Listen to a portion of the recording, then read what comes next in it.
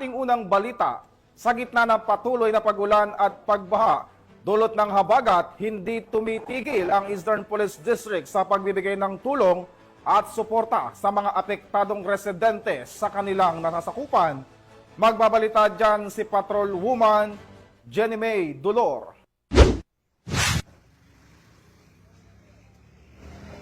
Patuloy pa rin ang pagtulong ng ating mga kapulisan katuwang ang lokal na pamahalaan sa lungsod ng Pasig, Mandaluyong, Marikina at San Juan at iba pang mga sangay ng gobyerno sa pagsasagawa ng relief operation para sa mga kababayan nating naapektuhan ng baha, dala nga ng southwest monsoon o habagat, lalo na sa mga kababayan natin na nasa mga evacuation center. Sa ngayon, unti-unti nang humuhupa ang baha at bumaba na rin ang tubig sa Marikina River.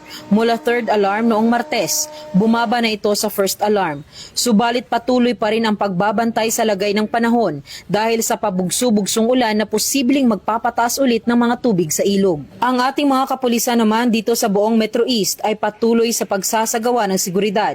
Ang iba tumulong na rin sa pagsasagawa ng clearing operation sa mga lugar sa Marikina upang matanggal ang mga basura na naanod ng baha na posibleng maging dahilan sa pagbara ng mga kanal. Magkakaasa ang mamamayan na ang ating mga kapulisan ay makikiisa sa pagsasagawa ng clearing operation at paglilinis sa mga lugar na apektado dito sa buong Metro East. Hangad ng Eastern Police District ang kaligtasan ng bawat mamamayan. Ako po ang inyong Police News Network Correspondent, Patrol Woman Jenny Dolor, alagad ng batas, tagataguyod ng Balitang Pulis.